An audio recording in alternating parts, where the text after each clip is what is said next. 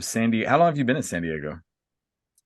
San Diego. So I was actually born in Los Angeles, but Okay. raised in San Diego. So I was raised here. Yeah. A Chargers fan? You know what? I, yeah, I mean, I jumped on the bandwagon. I was until they went away and Yeah. Chargers don't go to San Diego anymore, unfortunately. I don't like that. Yeah, it sucks. Yeah, I don't like it. It doesn't feel right. It doesn't. No. And I'm not really a hardcore fan, so I could imagine, you know, Oh the gosh. yeah, like my cousins, they are. So Yeah. yeah, it doesn't feel right. I saw an article where someone was like, "Well, they're just up the road." I'm like, "It's not that simple. It's different. It's different." Um, I want to put you through some quick little rapid fire questions here, kind of pick your brain on these. First one, bucket list place to visit that you've not been to. Ooh, bucket list place that I have not been to. Definitely Greece comes up. Oh, where in Greece? One of the islands, any island. I love Santorini. Greece. See? Yeah, Santorini. Santorini. That's the place to go. Everybody says that. Yeah. I want to Yep. go I there. I actually went to Santorini and I just found out that I did not make tech sergeant. And like we were on a cruise and we were taking a little boat over to the island and I got a message from my commandant, told me I didn't make it. I was heartbroken getting there with my family. And the only way to get up to Santorini is you either take uh like a little dolly thingy up there or you take a donkey. And the donkey like goes up this little path and everything. I go to get on the donkey, and my daughter was young, and I go to put her on there, and this was like a pony. This was not even a donkey, and they were like, "No, no, no, no, no, you get on this one." So here I am on this pony, moping, and everybody else is on full grown donkeys going up this thing, and the donkey or my little pony matched my mood. We were both just defeated. He was not happy with me on him, but it was a ultimate test of resilience, which we'll get into resilience in a little bit with you. So Greece, okay, it's definitely a good spot. Best advice you were ever given. Best advice I was ever given. Focus on the cure, not the disease. Ooh, writing that down. Okay. Fear that you have. I fear mediocrity. Hmm. Okay. And you're definitely not falling into that with all the amazing stuff you're doing, which we'll unpack here momentarily. Book recommendation for listeners. Ooh. I saw them behind you. Becoming bulletproof. Okay. Love this book. What well, what's that one about? Yeah, it's about special agent Evie Pompouras. I'm probably butchering her last name. She was a special agent, right? Okay. She talks about really developing your your mental power, your brain. Mm, So you protect yourself, you read people, you can influence situations and live fearlessly. mm, I like that. Good stuff, right? Becoming bulletproof. We'll have that listed under our resource recommendations on the website. And I love this question. Dinner for three historical figures that are no longer with us. Oh, Who do you break bread with? chesty puller. Okay. Chesty puller. Um, gosh, Ulysses S. Grant, one of our presidents. I don't It's a remember good what. one. Yeah. Um, it's not living, huh? Yep. Say like a badass philosopher. Gosh, Socrates, maybe that comes to mind. I don't know. Okay. No, Socrates is a good one. Yeah, Okay. Socrates. Yeah. Okay. I didn't All see right. that question coming. That's pretty Yeah. bad. That one gets asked a lot, and that's the one that most people fear. That more than anything is they're like, I knew this question was coming. Oh my gosh. Really? Yeah, I didn't see this question coming, but I just went with it. Like, you have to trust yourself. yeah. What comes to mind, just say it, you know? I had someone the other day, their answers were I bend the rules a little bit because their mother had passed away. So it was Jesus, mom, and Freddie Mercury. And then they were like, hey, that might be my next book title. Um, so yeah, some interesting responses. So I uh like the Jesus part yeah, and the mom part. I lost my dad, you know? I had yeah, some. So yeah, absolutely. Absolutely. And so you grew up and you mentioned you were born in LA. What was childhood like for Sandra? God, what was childhood like for me? So I am the eldest out of three. Okay. And I grew up with this tough Mexican American dad. Picture like a Latino, a mean, badass Mexican drill instructor. That's who Oh, I grew up with. really? He was fierce, he was tough, he was assertive. My dad embodied sexy confidence, what I teach now. Okay. Embodied sexy confidence. And it wasn't easy, you know, being his kid, especially being the eldest. Was he Like, military? no, he always wanted to join the military. Mm. He always wanted to be in the military trip. But he So just had that hard nosed approach. my dad was Yeah. very, very, assertive. He knew what he wanted. And I later on, I highly admired and respected, even though he didn't have like, a college education. My dad just lived his life based on his values, his moral integrity. Um, and that was like his moral compass. It guided him.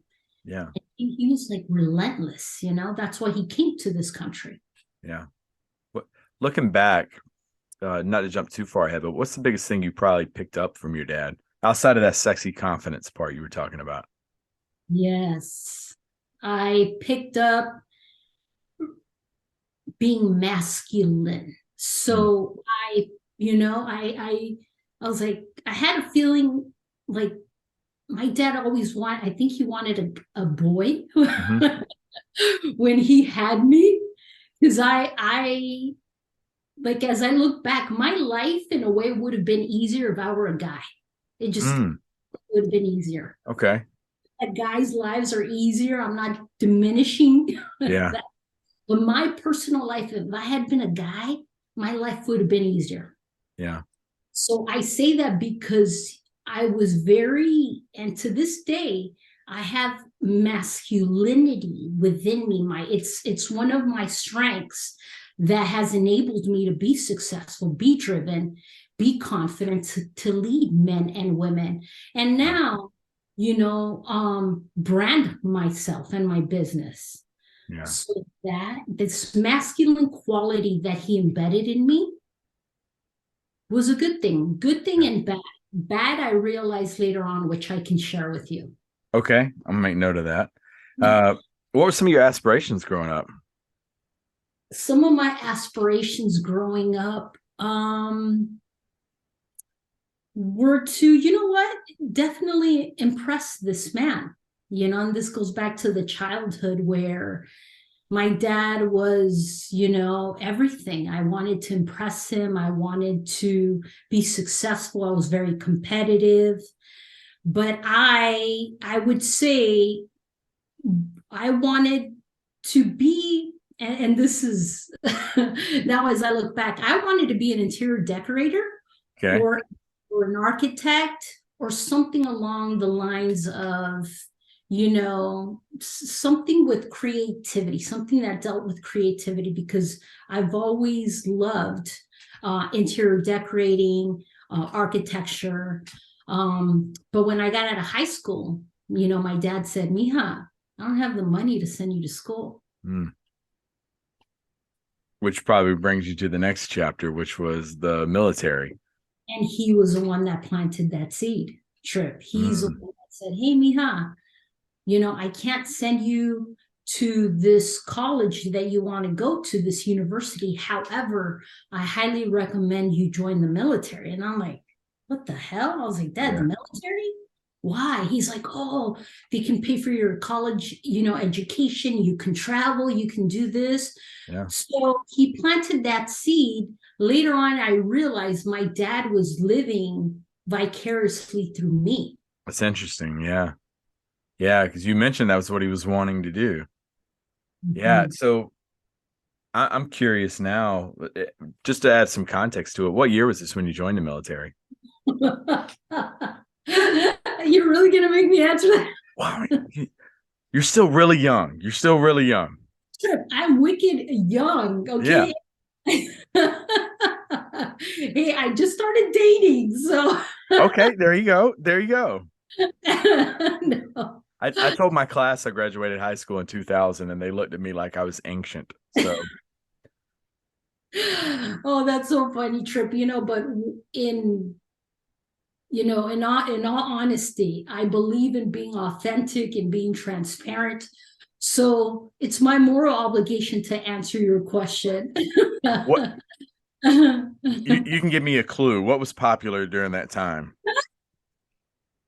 Popular songs during that time frame. Okay, I'll leave it at that. I'll leave Snoop Doggy Dogg. Snoop was like, Okay. So mid 90s. We'll go mid 90s. there you go. Not 94. We'll go mid 90s.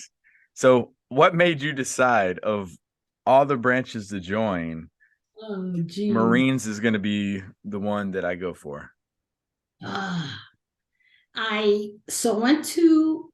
remember I was here in Chula Vista, California, and I saw the recruiting offices were actually all together. Okay. Yep. I saw the Air Force, I saw the Army, Navy, and then the Marines, right? And it was something about the few, the proud, the Marines. I was big on commercials at that time too. It was big on commercials, and being very competitive. My dad did raise a tomboy. I grew up around guys. It. I was very competitive. I was like, there was something enticing about the few, the proud, the Marines. I'm like, let me see what they're all about. So this young Latina, because I'm still young, mind you, Yes. I step into this recruiting office, right? And then lo and behold, I see this poster of this statuesque, godlike female Marine in her dress blues. And I'm in love. I'm like, who is this goddess? Because I want to be her. Oh, that It was recruiter this, got you. oh, with that poster alone, recruiter got me. And he knew what to say, and it was game over. Yeah. Did you even consider the other branches or was it just that and done? So I knew like something in me was like, no, no, go for the, not Yeah. to discredit the other branches. I love my brothers and sisters, but I was like, this one is gonna really be tough. And that was calling at me. So one thing that I help high caliber entrepreneurs do, for any of your viewers watching, Hmm. is I help them listen to what's calling at them, not what's clawing at them. And Yeah. I realized in life or in business, we have to listen to what's calling at us, right? And for me early on, I was like, this is scary as hell, but this is what's calling at me. And this is what I must do. Yep. As scared as I was. Get comfortable being uncomfortable. Exactly. Are we allowed to curse here? Not that Yeah, you can curse. Yeah. Yeah. I'm a professional, but every now and then, the Marine I step into.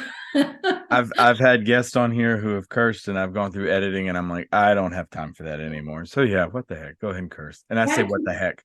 All gotta right. So keep you it you real, joined the right? Marines. What's that? You gotta keep it real. Exactly. Exactly. So you joined the Marines and what sort of like early struggles did you have to go through? I'm sure it wasn't a cakewalk when you joined. Oh my goodness. It's funny you asked that.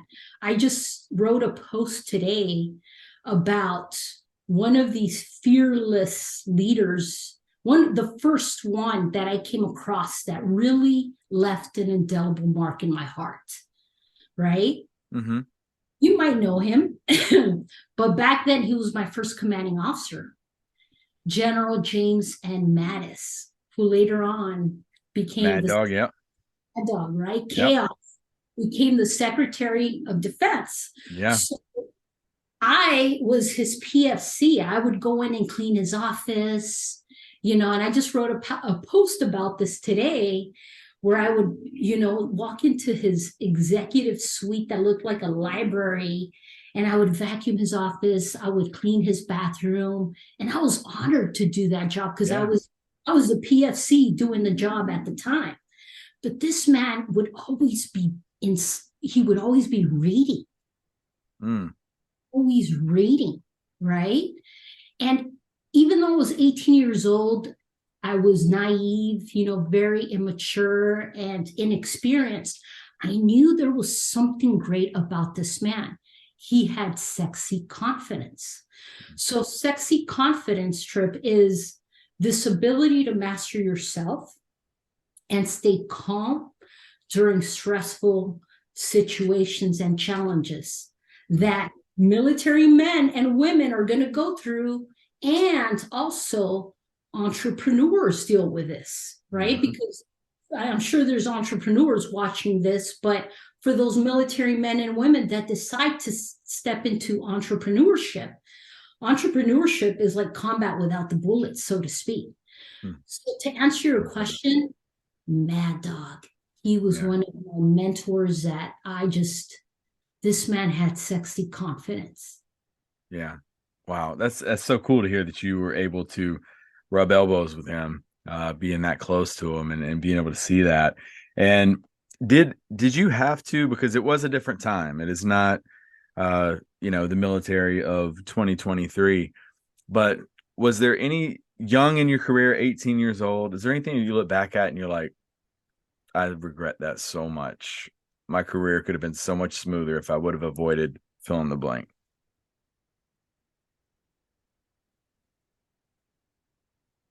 I should have been bolder. I should have opened up my mouth more. I should have been more courageous.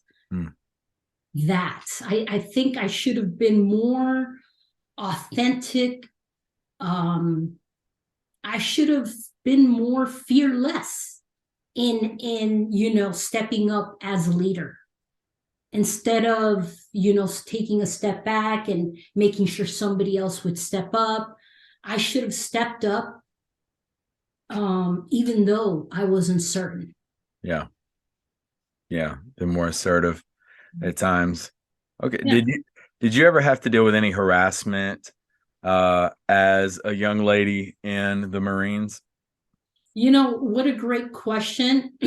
As I look back, so with General at the time, he was a full bird colonel, Colonel Mattis being my first commanding officer. It was with the 7th Marines Regiment, which I was one of 3 females in the regiment. So when I checked in, I remember my staff sergeant was like, we're expecting a male private, not a female. So he was already like, like, who the hell are you? Yeah. I'm like, shit, I'm sorry, buddy, but this is what Mm-hmm. I didn't say it, but I was like, but this is what you have to work with. Yeah. So right off the bat, I was like, shit, I have this working against me. How can I prove myself? Mm. So I experienced that. Later on, I did experience some type of it was sexual advances from someone you don't expect. It typically ends up being a friend, a brother of yours that you're like, no, this Whoa. shouldn't, because you Yeah. admire or respect the person. And you know, I didn't say anything back then.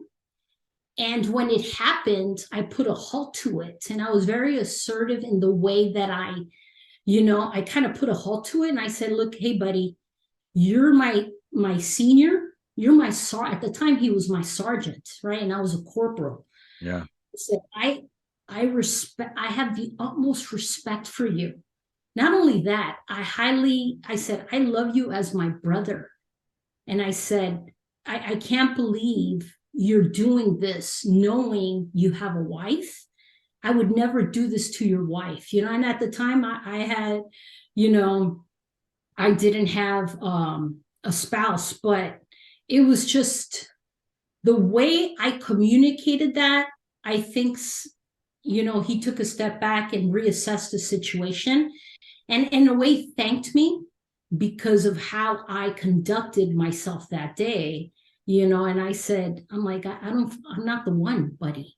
Yeah. You know, and I said, and I love you.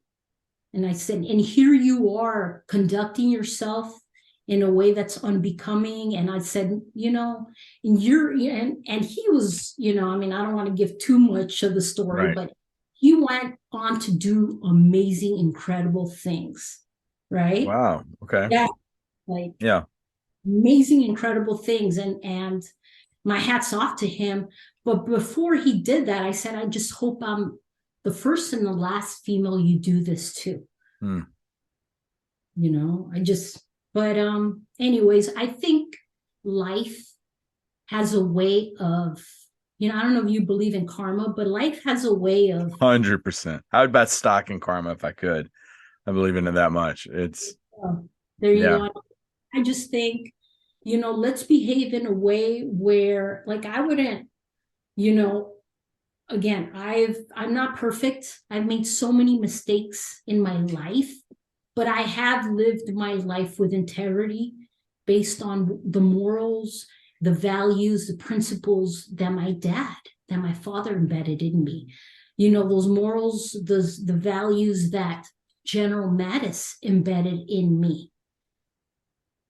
Yeah, it's funny you said that too about what that individual went on to do. I was just having a conversation with my class about a situation that had happened with someone, and when the guy was explaining it, he's really painting the person with a bad brush. And then at the end, we're like, I mean, what happened to him? He's like, well, he stayed in the military. And they're like, okay. If he stayed in the military, he stayed in the military, for a reason. He's like, yeah, he went on to do great things with such and such and such and such. And we are like, maybe that was just the wake up call he needed. Maybe that one conversation or one, sometimes people get a little scared and it's just, okay, I'm not doing that again. Don't want to mess my career up. Right. And I think sometimes you need to rattle the person Yeah. with, with the way they least expect it. And sometimes, and this is where I've allowed myself to be more authentic as I picked up rank. I realize, I'm not as strong as my male counterparts, but I do have a big heart. And I will never give up. And I do measure up with the skills and the talents that I have thus far. And that's enough. When Yeah. people understand that about you, they respect that, right? Yeah. Because you have the work ethic. You have, these values embedded in you that they're like, you know what? Sandra's going to come through. She's got it. She's going to say she's going to be here. She's going to be here. She says she's going to come through. She's going to come through. Yeah. You just from the short portion of talking to you here, you remind me a lot of with the resiliency, the sexy confidence you're talking about. Have you ever read Buddha and the Badass? No, I heard of it, but I have not read it. Love it. So I recommended it to my class today. It's probably my favorite book. But there's a chapter in there called Unfuckwithable. And it talks about that mindset of not letting anybody get with you or get in your mind, mess with you, project their anxieties, their pissed offness onto you. And I said today it was one of my favorite chapters from one of my favorite books because that was one that really spoke to me and kind of changed me. And just listening to your story so far, it seems like you had a lot of that instilled at you from not just an early age, but your interactions with General Mattis and just everything that's just you've been through. And I wanted to ask that question about the harassment because I'm assuming based on the Snoop Dogg reference that it was probably after, well, it had to be after Shannon Faulkner at the Citadel. She was the first female admitted to the Citadel, and she just had so much harassment, discrimination, lawsuits came from it, and everything. So I always thought, like, gosh, wonder what it was like in the 90s and early pre 9/11 for a woman in the military, especially like the Marines. So I appreciate you sharing that. Absolutely. I think, it's my father taught me respect yourself Yeah. and everybody else will respect you. Yeah. And that I took that with me. And even though I'm like 5 feet 2 inches, almost 3, 7 with heels. There you go. 5'7". Yeah. 7 with heels. I was this, I felt like a badass with the things that were embedded in my head, because it's you choose these seeds that are planted. You choose if you want to, water those seeds so they can serve you later on. Yeah. So cultivate these seeds. And then there's some bad seeds as well. Oh yeah. I realized, man, I gotta really learn how to cultivate these good seeds that are going to help me now and later on. And I realized, being around these infantry men, they're just salivating at the mouth, waiting for you to break, waiting for you to be the weakest link so they can get you the hell out of there. You know what I'm saying? Yeah. And I realized in that moment, I said, I can't be the freaking weakest link.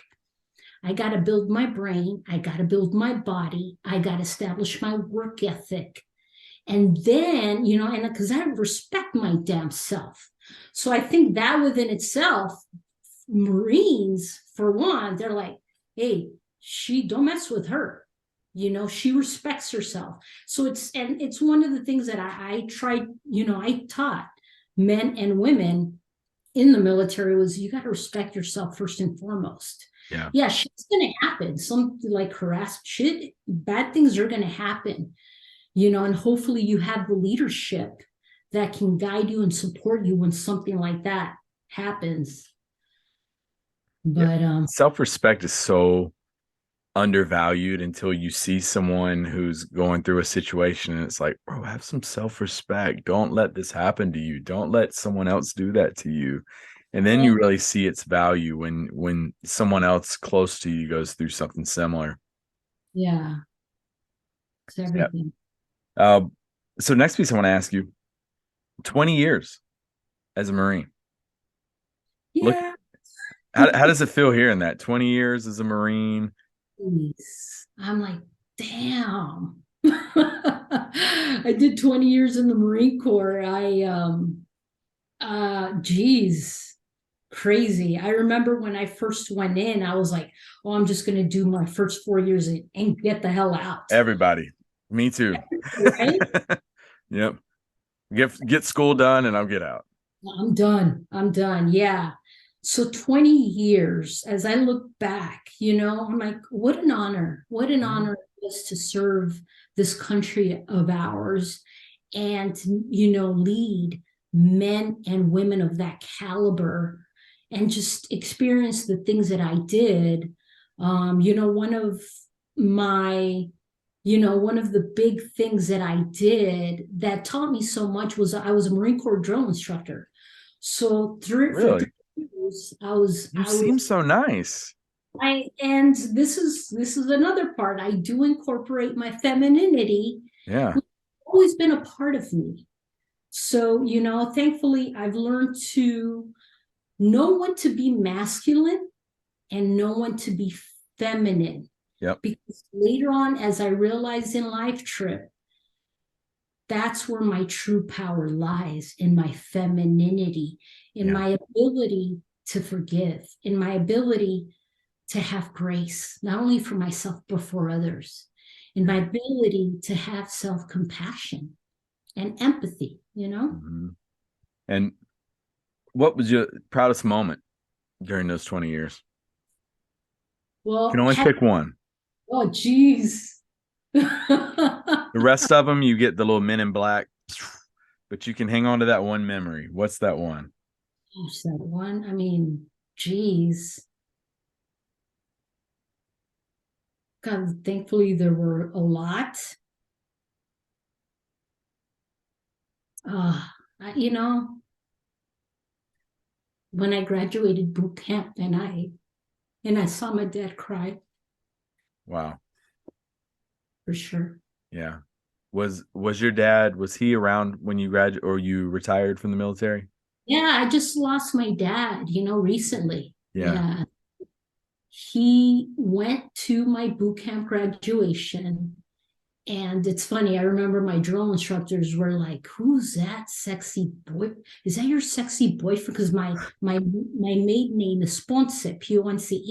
Yeah. And drill instructors were like, "Who is that your sexy boyfriend, Ponce?" And I'm like, "Ooh, gross, how freaking disgusting." Oh yeah, my daughter had the same reaction. Yeah. I had never even thought, or I'm like, they think my pops is freaking handsome, gross, Yeah. but now that I look back, I'm like, I'm sure my dad was younger than what I am now when he went to my boot camp graduation, Yeah. and he was an amazing, handsome fellow. I just didn't see at the time. He was my dad, Yeah. Yeah. but seeing him cry for the first time and giving me a hug. Do you remember something that he said to you that really stood out from that moment? That he said, "I'm proud of you, Mija." Yeah. That's awesome. I don't think you can get a better answer than that, Thank you. regardless of awards and all that other stuff. How was he at your military retirement ceremony? So that's another story. I because at the time my ex-husband got a job in Dubai. He's also retired military. Okay. Um, I had to kind of I had to rush the whole retirement process, get my kids out of school, and move to Dubai, like close out my military career. So y'all were And still married at that time. well, yes, we were married. Yep. And bring closure to my career, I had to like speed it up Yeah. because I fly out to Dubai, which was going to be our new home. Mm-hmm. So I sad to say this, but I didn't have a retirement ceremony, which is one of my regrets. Mm. One of my Okay. Because I put my family first. Yeah. At the time it was my husband. I got to get to my husband. My family takes precedence, and I just put myself on the back burner. And because he wasn't going to be there, I just didn't have one. Yeah. Sad. That's crazy to think. Like you're one of your proudest moments was at the beginning of your journey, and one of the biggest regrets was right there at the end of it. But you've done some amazing things, but you did have that uh, string of adversity and obstacles and heartache that you had to deal with, and one of which you mentioned you've been through a divorce, and from what I saw doing mentally, emotionally, financially, just absolutely draining. People who've not been through a divorce, I mean, brutal on all of our pillars: physical, spiritual, social, emotional. I mean, it is a wreck.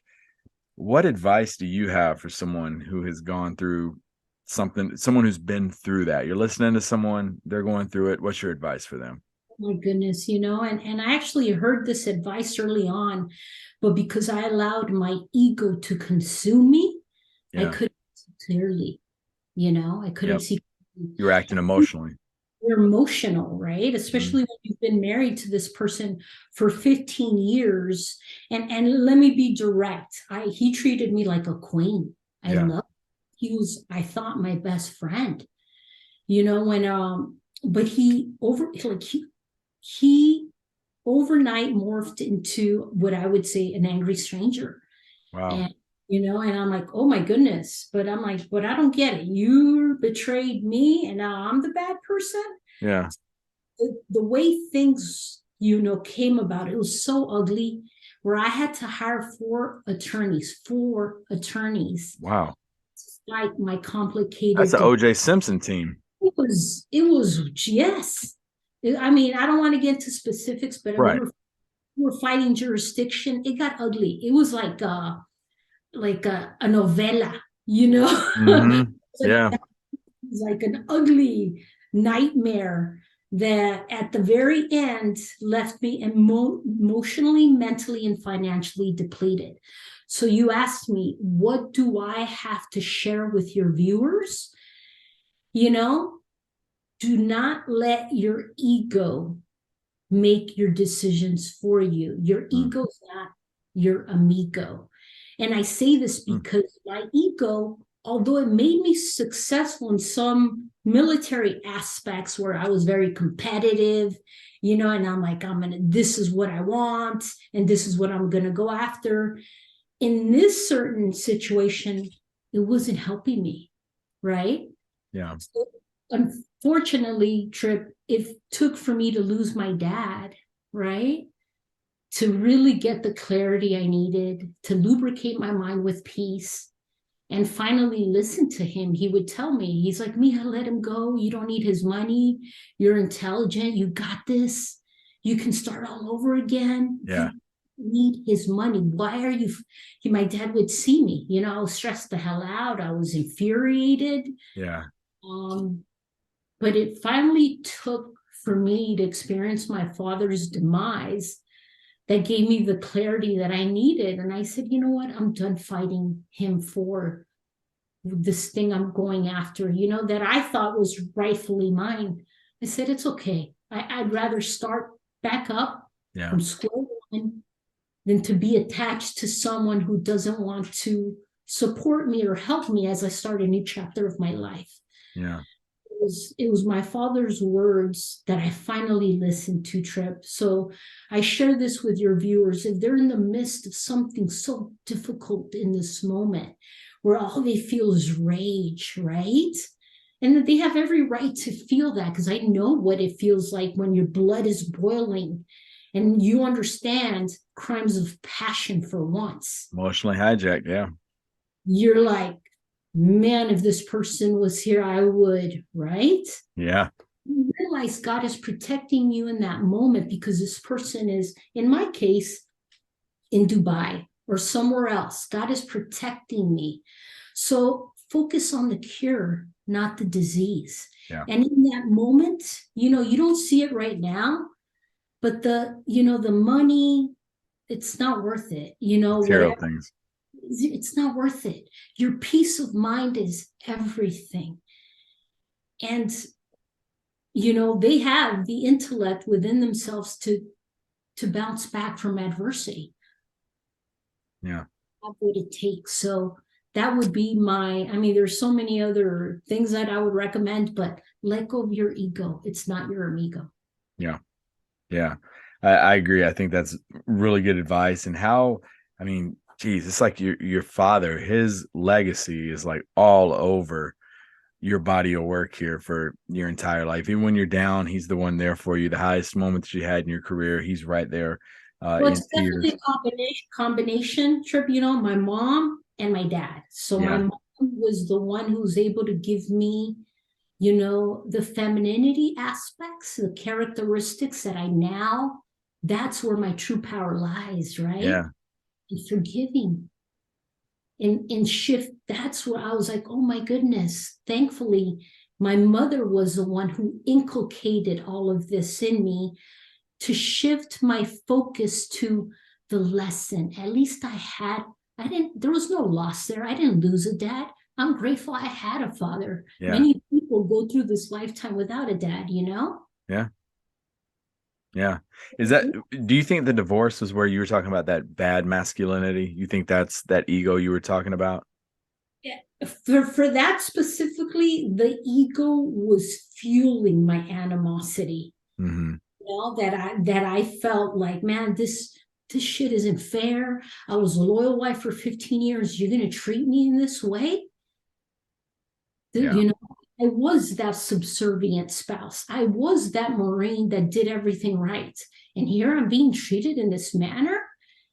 It was just painful. And that pain, I didn't know how to turn release that pain in a healthy way. Thankfully, I realized later on through prayer, Yeah. through taking my time to thoroughly heal and lubricate my mind with peace, that it was through prayer, through forgiveness, that you release that negativity. Yeah. Yeah. And you mentioned your mom. We hadn't talked too much about her. What was she like growing up? How was that? Was she strict? Was she?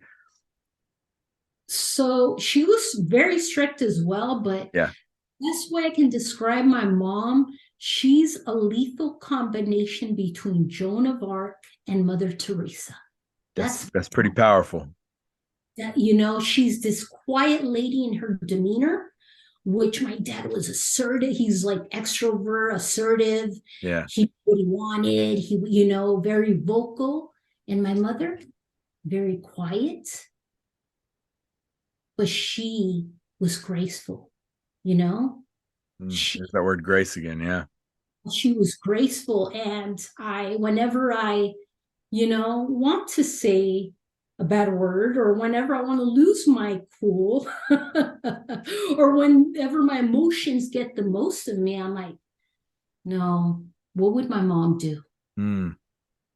So you do have a really healthy balance of the two just with your character. And that's really, I mean, two strong personalities, it sounds like, and high character. Um, how was your mom about you joining the military? My mom, she was so quiet, she's always been very reserved. Yeah. And when she does need to say something, it's like, oh, shoot, mom's saying something. We need to listen. Mm-hmm. When I joined the military, I remember my aunt, who's my dad's sister, was very vocal about, have you lost your mind? Like my dad's name, may he rest in peace. His name was Miguel, Yeah. right? So my aunt was like, have you lost your freaking mind, Miguel? You're sending her to the Marines? Absolutely not.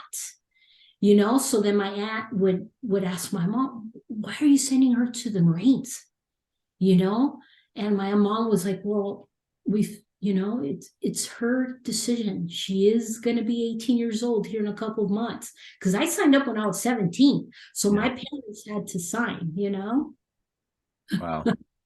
Yeah. And you, I know it's kind of jumping all over the place, but uh, talk to us about your time in Dubai, because this, I told you before we started recording, was super intriguing to me, because you started a business in Dubai and basically coached what local Arab women. Yeah. So take us through that. I'm very intrigued by this. So that was pretty badass, Yeah.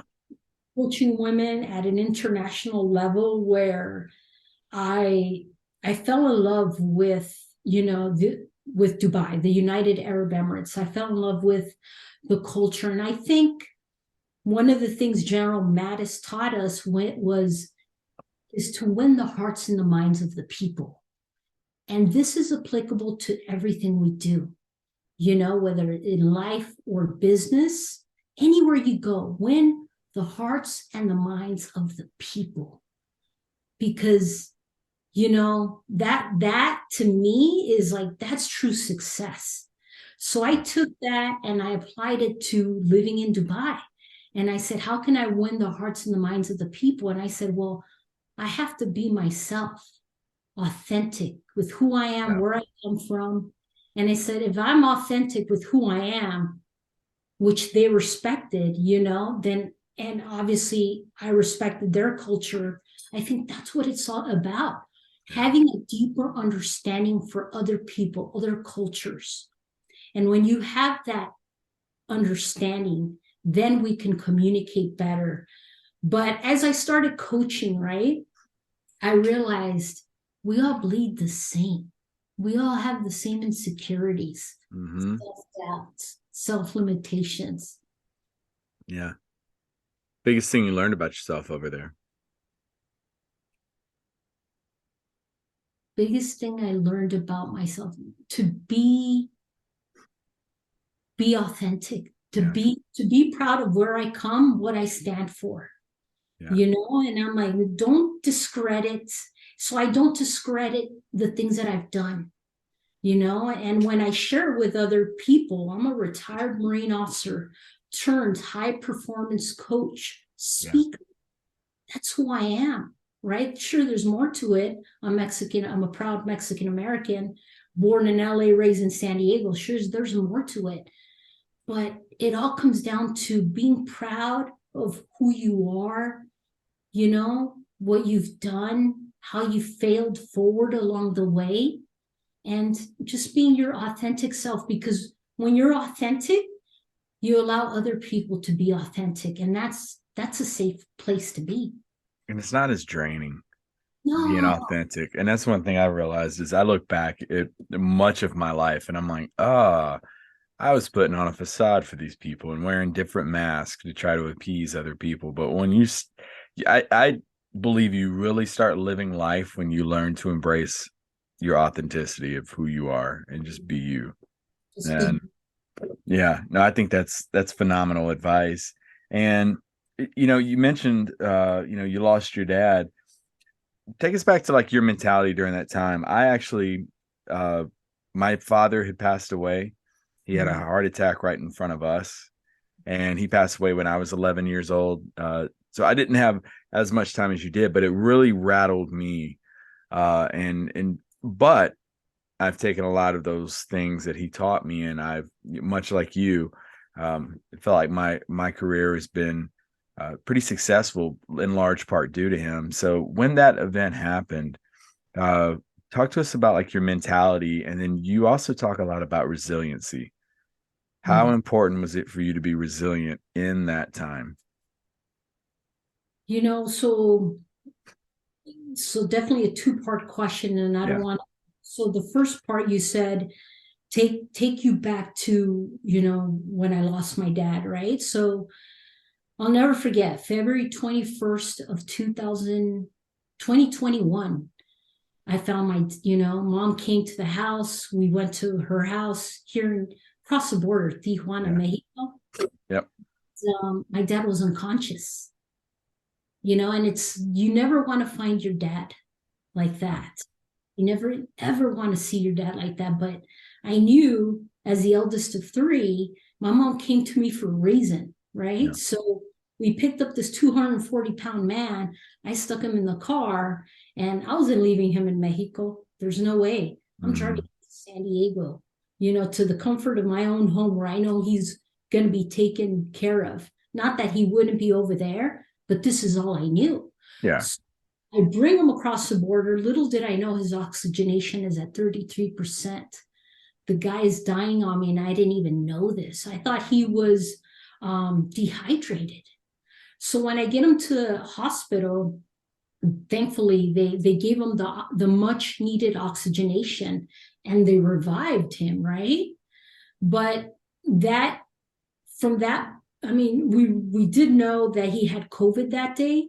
So it progressed to COVID pneumonia, which subsequently he lost, the fight on COVID.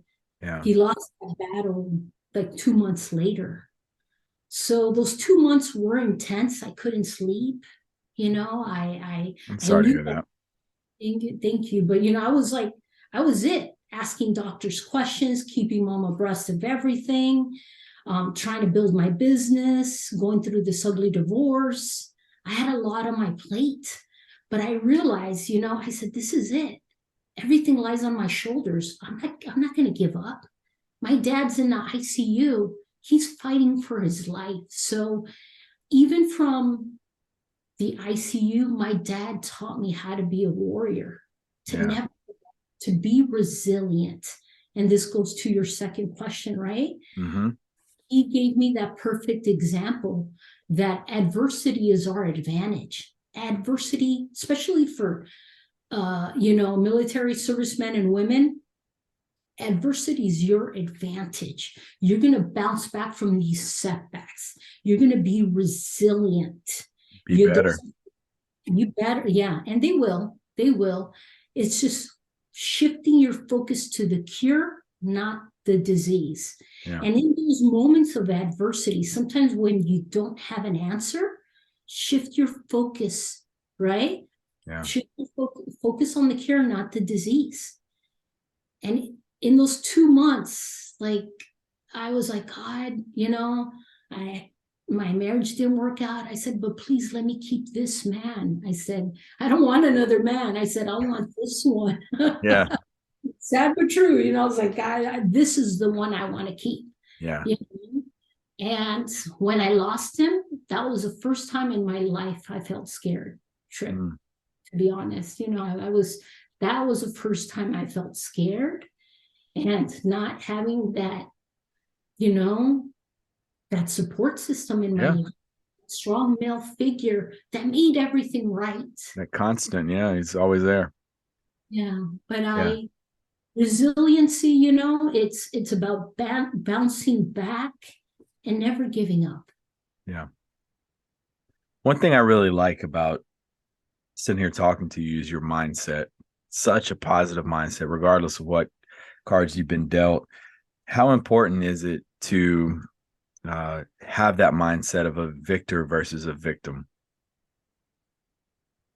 So as I've experienced life and business, right? And there's two things that I teach that answer this question that you just had. How important is it to have this mindset, right? Mm-hmm. The mindset is everything. Yeah.